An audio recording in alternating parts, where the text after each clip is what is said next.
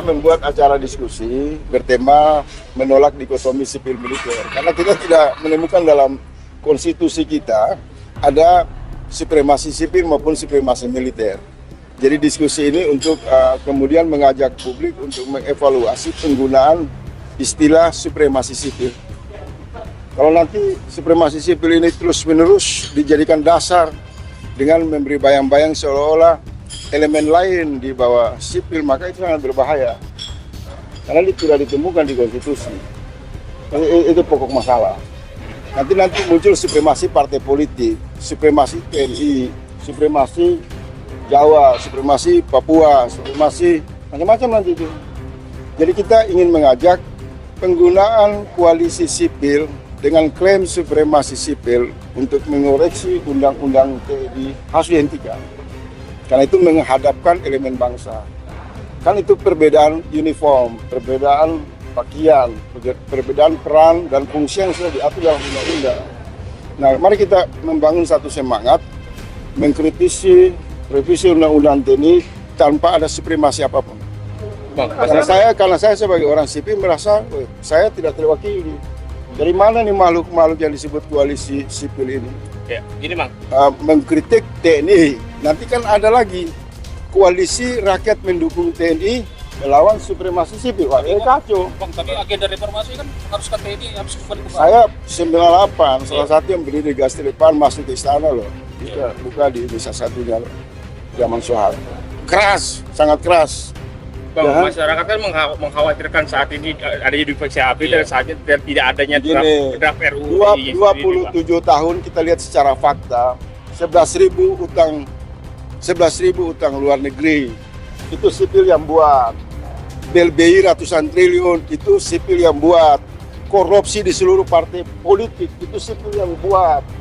Ya kan? Pagar laut, sipil yang buat. Perampokan tanah di mana-mana, sipil yang buat. Tentara itu berkuasa dalam versi SBY itu baru 10 tahun. Pertumbuhan ekonomi 6,2.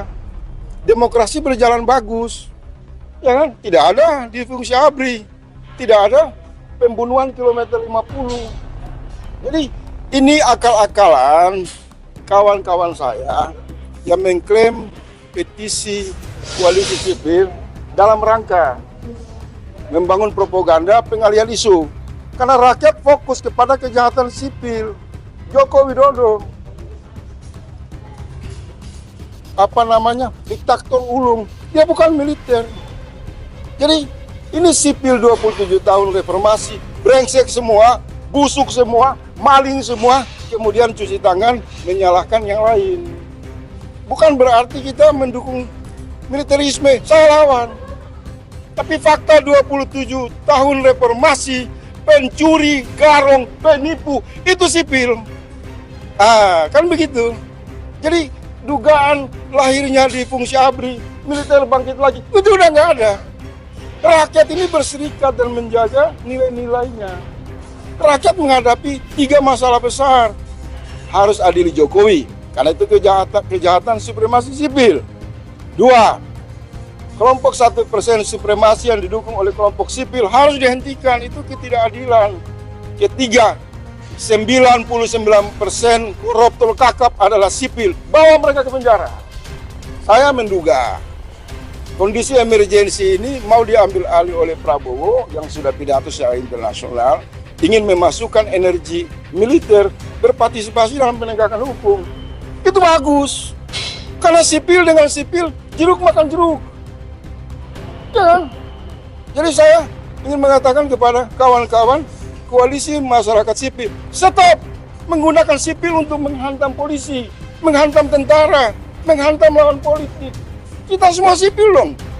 Tentara juga pensiun statusnya sipil. Tentara masuk ke eksekutif, dia juga tunduk kepada aturan sipil. Jadi diskriminasi, dikotomi ini harus dihentikan. Nah, kita segarkan lewat diskusi ini. Kita bedah dan kita temukan tidak ada pembedaan sipil maupun militer ditemukan dalam basic konstitusi. Itu akan masalah yang melahirkan undang-undang.